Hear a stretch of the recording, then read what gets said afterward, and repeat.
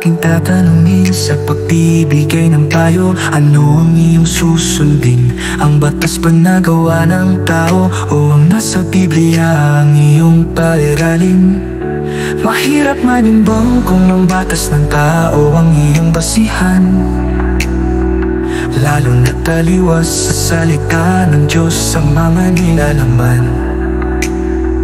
Ngunit mas mahirap kung sa salita ng Diyos ka mananangan, dahil hindi lahat ng tao alam kung ano ang kabanalan.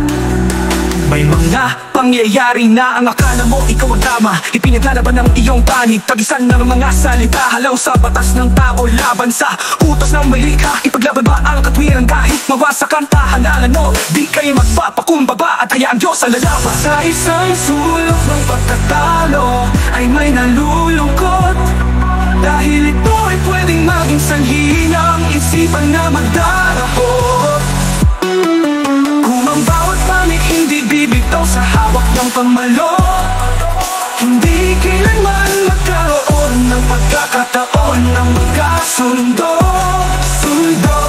Siya na may ladas sa lahat ng batas, ang kanyang timbangan ay laging tapat atas. Ngunit sa nangyayari siyang nasaktan, dahil ang mga tao ay lumagpas pa ang pamantayan.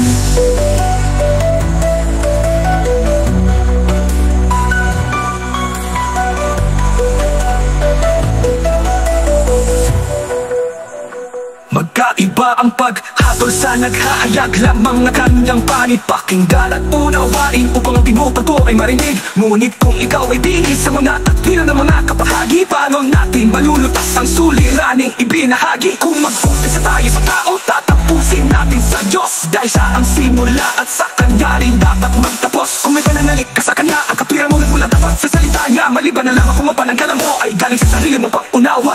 Kailan ba nakukuha ang respeto at kanino ito ba ay inuutos ng sapilitan? Dahil mas mataas ang gulang mo. Hindi ba ang respeto ay bunga ng pagmamahal? Kawalan na ba ng respeto kung pinaalahanan mo ang iyong mahal? Ito ay hindi pagtamo na lang ang mag-isunod-sunuran. Kahit napapansin mo'y nalimas na sa karamdaan, kaya